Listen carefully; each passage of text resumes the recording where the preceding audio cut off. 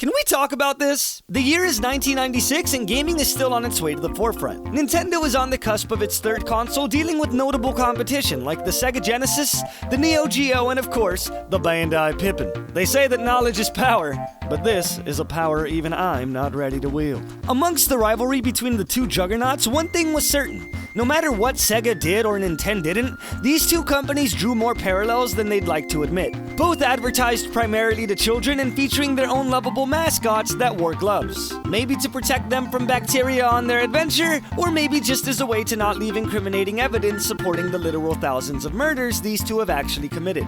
Looks like Gerald will never see his wife again. Whether you're peddling burgers, cereal, or cleaning supplies, mascots were a definitive way to make children go, okay, I want that one. And gaming is no different. Even at my unripe age of being a little tot, I knew. If a game included these blue spikes or this red hat, it was bound to be a certified banger. Obviously, that theory doesn't hold up too much now because of the betrayals.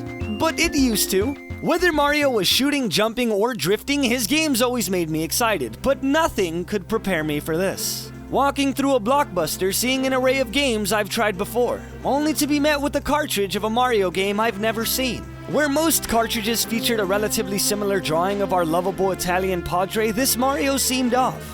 He was rounder, and seemingly missing a brain cell or 15. But what lied behind this silly little box art was a game that would change my life forever. Mario RPG is my favorite game of all time. It managed to be decades ahead of the curve, fitting a 12+ hour story with lovable characters, great combat, and an impressive overworld in about 4 megabytes. You want to know what 4 megabytes of video look like today?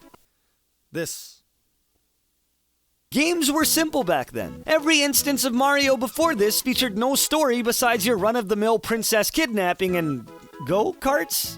That doesn't count. This was the first actual game where we got to delve into the world of Mario, experiencing interactions between characters that were all too familiar, and meeting an abundant cast of new lovable sidekicks to help Mario out on his quest. The feeling of exploration as you traveled to city after city, meeting a new gang of baddies in an unfamiliar land facing their own problems. And for the first time in Mario history, there was finally a common enemy. And I wish I were making this up, but it is a giant evil sword that fell from the sky to be a dick to everything ever. They really thought about that one, huh? With the new looming evil set on destruction, this forces Mario to fight alongside his one-time foe and creates a hilarious dynamic you wouldn't expect from his somewhat lovable enemy. Also, out of the blue, Princess Peach is actually capable of something in this game. And I'm really proud of you and all, Peach, but where was all this when you woke my ass up at 3 a.m. because of your 15th kidnapping? Maybe instead of saving you, I should be saving myself the goddamn headache.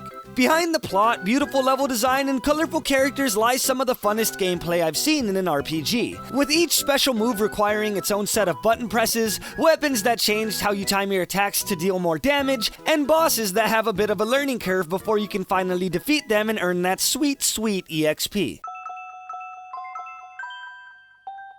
Mario RPG still stands as my favorite game of all time, and it has aged well. To this day, I go back on my SNES Classic and play it for a couple hours in order to re-experience everything it has to offer.